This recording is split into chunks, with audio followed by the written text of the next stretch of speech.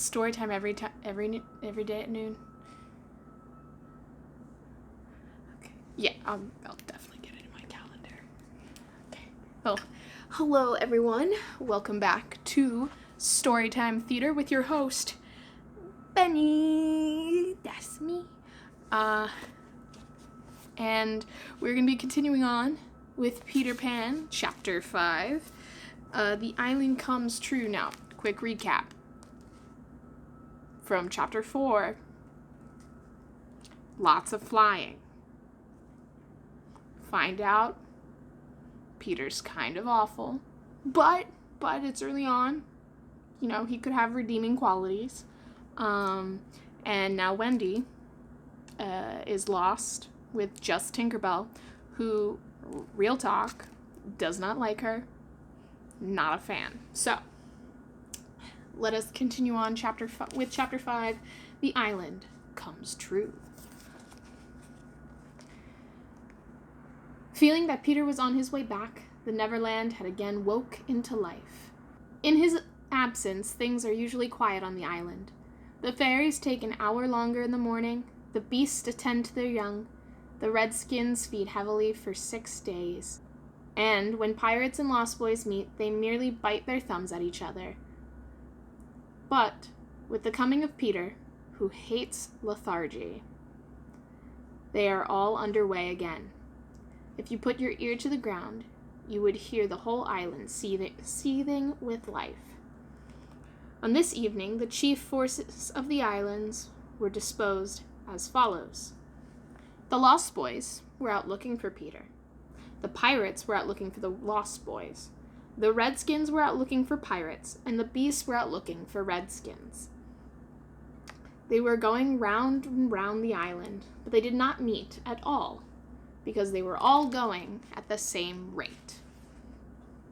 All wanted blood, except the boys, who liked it as a rule, but tonight were out to greet their captain. But the boys on the island vary, of course, in numbers, according as they get killed and so on.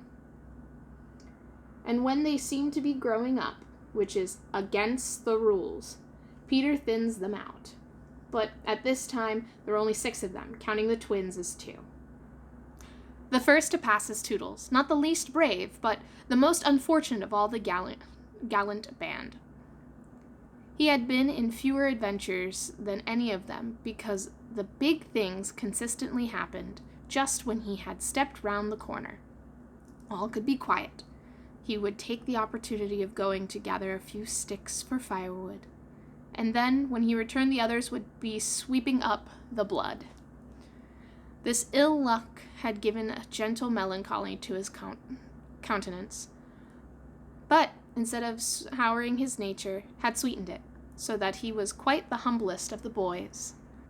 Next comes Nibs, the gay and debonair, followed by Slightly, who cuts whistles out of the trees and dances ecstatically to his own tunes. Slightly is the most conceited of the boys. He thinks he remembers the day before he was lost, with their manners and customs, and this has given his nose an offensive tilt. Curly is 4th. He is a pickle, and so often he has had to deliver up his person when Peter says sternly, "Stand forth, the one who did this thing," that now at the command he stands forth automatically whether he's done it or not. Lastly come the twins, who cannot be described because we should be sure to be describing the wrong one. Peter never quite knew what twins were, and his band were not allowed to know anything he did not know, so these two were always vague about themselves, and did their best to give satisfaction by keeping close together in an apologetic sort of way. Oh, you don't get a cool name because you're a twin? Sorry, buddies. That's rough.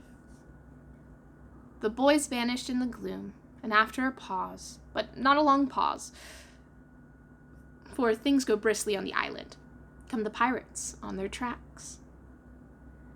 We hear them before they are seen, and it is always the same dreadful song. Song? Am I gonna have to sing? Make something up? Vespile, yo-ho, heave-ho, up-pirating we go, and if we're parted by a shot, we're sure to meet below. I hope that's the last song. A more villainous-looking lot never hung in the row of the execution dock. Here, a little in advance ever and again, with his head to the ground, listening, his great arms bare, pieces of 8 in his ears as ornaments, is the handsome Italian Sico, who cut his name in letters of blood on the back of the governor of the prison in Gao. Here is Bill Jukes, every inch of him tattooed. And Cookson, said to be the Black Murphy's brother. But this was never proved. And Gentleman Starkey, once an usher in a public school, and still dainty in his ways of killing. And Skylights, Morgan's Skylights, and the Irish bosun Smee, an oddly genial man who's stabbed, so to speak, without offense, and was the only nonconformist in Hook's crew. And a noodler, whose hands were fixed on backwards, and Robert Mullins, and Alf Mason, and many other ruffians long known and feared on the Spanish Main. In the midst of them, the blackest and largest jewel in the dark setting, reclined James Hook. He lay at his ease in a rough chariot drawn and propelled by his men, and instead of a right hand he had an iron hook with which ever and anon he encouraged them to increase their pace. As dogs this terrible man treated and addressed them, and as dogs they obeyed him. His eyes were of the blue of the forget-me-not, and of a profound melancholy, save when he was plunging his hook into you, at which time 2 red spots appeared in them and lit them up horribly. In manner, something of the grand Signor still clung to him, so that he even ripped you up with an air, and I have been told that he was a recounter of repute. He was never more sinister than when he was most polite, which is probably the truest test of breeding. But undoubtedly, the grimmest part of him was his iron claw. Let us now kill a pirate to show Hook's method. Skylights will do. As they pass, Skylights lurches clumsily against him, ruffling his lace collar. The hook shoots forth. There is a tearing sound and one screech, and then the body is kicked aside, and the pirates pass on. He has not even taken the cigar from his mouth. Such is the terrible man against whom Peter Pan is pitted. Which will win? On the trail of the pirates, stealing noiselessly down the warpath, which is not visible to inexperienced eyes, comes the redskins, every one of them with his eyes peeled. They carry tomahawks and knives, and their naked bodies gleam with paint and oil. Strung round them are scalps of boys as well as of pirates, for these are the Pickaninny tribe. Bringing up the rear, the place of the greatest danger, comes Tiger Lily. Proudly erect, a princess in her own right. She is the most beautiful of dusky Dianas, and the belle of the Pickaninnies. The redskins disappear as they have come like shadows, and soon their place is taken by beasts, a great and motley procession, lions, tigers, bears, oh my, and the innumerable smaller savage things that flee from them for every kind of beast, and, more particularly, all man-eaters live cheek by jowl on the favored island. Their tongues are hanging out, and they are hungry tonight. When they have passed, comes the last figure of all, a gigantic crocodile. We shall see for whom she is looking presently. The first to fall out of the moving circle was the boys. They flung themselves down on the sward close to their underground home. "I do wish Peter would come back," every one of them said nervously, though in height and still more in breadth they were all larger than their captain. "I am the only one who's not afraid of pirates," Slightly said, in the tone that prevented his being the general favorite, but perhaps some distant sound disturbed him from the added hastiliness. "But I wish he would come back and tell us whether he has heard anything more about Cinderella." They talked of Cinderella, and Toodles was confident that his mother must have been very like her. It was only in Peter's absence that they could speak of mothers, the subject being forbidden by him as silly. "I remember about my mother," Nibs told them. "It is that she often said to Father, 'Oh, how I wish I had a checkbook of my own.' I don't know what a checkbook is, but I should just love to give one to my mother." While they talked, they had heard a distant sound. You or I, not being wild things of the woods, would have heard nothing. But they heard it, and it was a grim song. Another one! Yo ho, the pirate's life, the flag o' skulls and bones, a merrier hour, a hemp and rope and hay for Davy Jones. The Lost Boys were no longer there. Roberts could not have disappeared more quickly. I will tell you where they are. With the exception of Nibs, they are already in their home under the ground, a very delightful residence, of which we shall see a great deal of presently.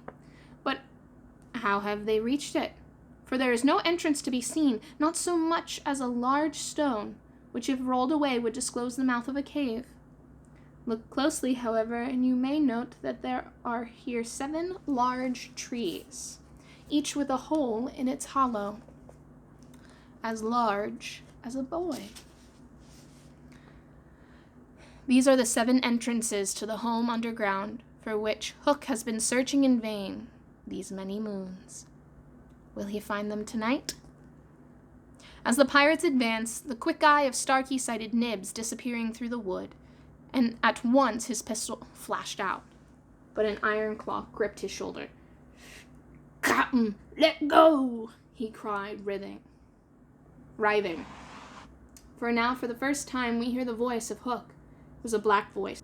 "Put back that pistol first," it said threateningly. "I was one of the boys you ate. I was going to have to shot him dead." "Aye, and the sound would have brought tiger lilies, redskins upon us. Do you want to lose your scalp?" "I shall after him, Captain," said Smee, "and tickle him with Johnny's corkscrew." Smee had a pleasant name for everything, and his cutlass was Johnny Corkscrew. One could mention many lovable traits about Smee. For instance, after killing, it was his spectacles he wiped instead of his weapon. "Johnny's a silent fellow," he reminded Hook. "Not now, Smee," Hook said darkly. He is only one, and I want to mischief all 7. Scatter and look for them." The pirates disappeared among the trees, and in a moment their captain and Smee were alone. Hook heaved a heavy sigh, and I know not why it was. Perhaps it was because of the soft beauty of the evening, but there came over him a desire to confide in his faithful bosom and the story of his life. He spoke long and earnestly, but what it was all about Smee, who was rather stupid, did not know in the least. Anon he caught the word Peter. "Most of all," Hook was saying passionately, "I want their captain, Peter Pan. 'Twas he cut off me arm." He brandished the hook threateningly. "I've waited long to shake hands with this. Oh, I'll tear him." "And yet," said Smee, "I have often heard you say that Hook was worth a score of hands for combing the hair and other homely uses? Smee just got Scottish. Yes, I realize. Sorry. Aye, the captain answered. If I was a mother, I would pray to have my children born with this instead of that. He cast a look of pride upon his iron hand, and one of scorn upon the other. And then again he frowned. Peter flung my arm to a crocodile that happened to be passing by. I have often noticed, said Smee, your strange dread of crocodiles. Not of crocodiles, Hook corrected him, but that one crocodile. He lowered his voice. It liked my arm so much, Smee, that it has followed me ever since. From sea to sea, and from land to land, licking its lips for the rest of me. In a way, said Smee, it's a sort of compliment. I want no such compliment, Hook barked. I want Peter Pan, who first gave the brute its taste for me. He sat down on a large mushroom, and now there was a quiver in his voice. Smee, he said huskily, that crocodile would have had me before this, but by a lucky chance it swallowed a clock, which just gave it a tick-tick instead, and so before it can reach me I hear the tick and bolt.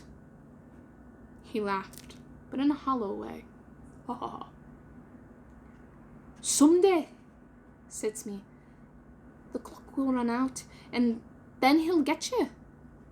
Hook wetted his dry lips. Aye, he said. That's the fear that haunts me. Since sitting down, he had felt curiously warm. Smee, he said, this seat is hot. He jumped. Odds, bulbs, hammers, and tongues, I'm burning. They examined the mushroom, which was of a size and solidity unknown to the mainland. They tried to pull it up, and it came away at once in their hands, for it had no root. Stranger still, smoke began to ascend. The pirates looked at each other. A chimney. They had indeed discovered the chimney of the home underground. It was the custom of the boys to stop it when enemies were in the neighborhood. Not only smoke came out of it, there came also children's voices, for so safe did the boys feel in their hiding place that they were gaily chattering. The pirates listened grimly, and then replaced the mushroom.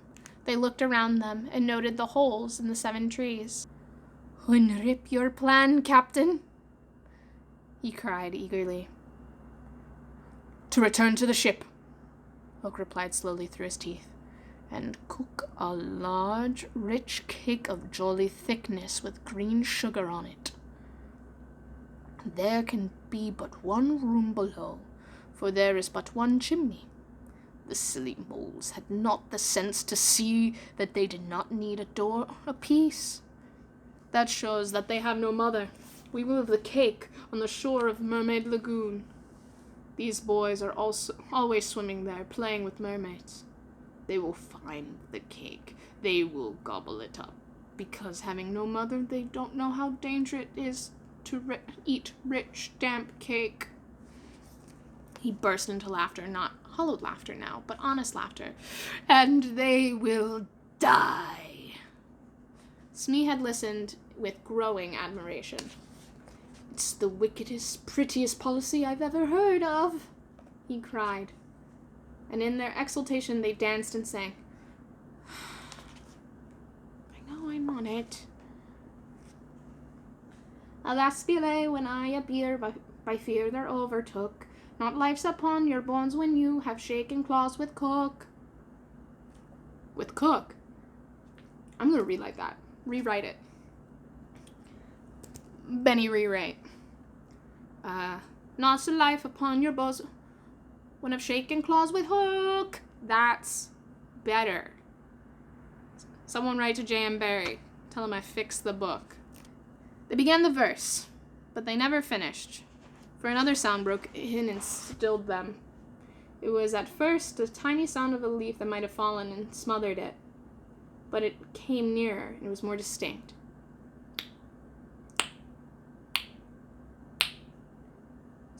Hook stood shuddering, 1 foot in the air. "The crocodile!" he gasped, and bounded away, followed by his bosom. It was indeed the crocodile. It had passed the Redskins, who were now on the trail of the other pirates, and it oozed after Hook. Once more the boys emerged into the open, but the dangers of the night were not yet over, for presently Nibs rushed breathlessly into their midst, pursued by a pack of wolves. The tongues of the pursuers were hanging out. The baying of them was horrible. "Save me! Save me!" cried Nibs, falling on the ground. "But what can we do?" "What would Peter do?" they cried simultaneously. Almost in the same breath they cried, "Peter would look at them through his legs." "Then let us do what Peter would do." It is quite the most successful way of defying wolves. And as one by one the boy bent and looked through their legs, the wolves ran. Now Nibs rose from the ground, and the others thought that his staring eyes still saw the wolves, but it was not the wolves he saw. "I've seen a wonderfuller thing," he cried. "A great white bird. It was a-flying this way." "What kind of bird did you think?" "Well, I don't know," said Nibs, awestruck, "but it looks so weary, and it flies and it moans, 'Poor Wendy.'" "I remember," said Slightly instantly. "There are birds called Wendy." "See it comes," cried Curly, pointing to Wendy in the heavens. Wendy was now almost overhead, and they could hear her plaintive cry, but more distinct came a shrill of Tinker Bell's voice. The jealous fairy had now cast off all disguise of friendship, and was darting at her victim from every direction, pinching savagely each time she touched. "Hello, Tink!" cried the wondering boys. Tink's reply rang out, "Peter wants you to shoot the Wendy." It was not in their nature to question Peter's orders. "Let us do what Peter wishes," cried the simple boys. "Quick, bows and arrows!" All but Toodles popped down to their tree. He had a bow and arrow with him, and Tink noted it, and rubbed her little hands. "Quick, Toodles, quick!" she screamed. "Peter will be so pleased." Toodles excitedly fitted the arrow into his bow. "Out of the way, Tink!" he shouted, and then he fired, and Wendy fluttered to the ground with an arrow in her breast. All right, friends, that was Chapter 5 of Peter Pan. We're finally on Neverland, and things are getting crazy. We'll see you next time when we continue on with Chapter 6, The Little House.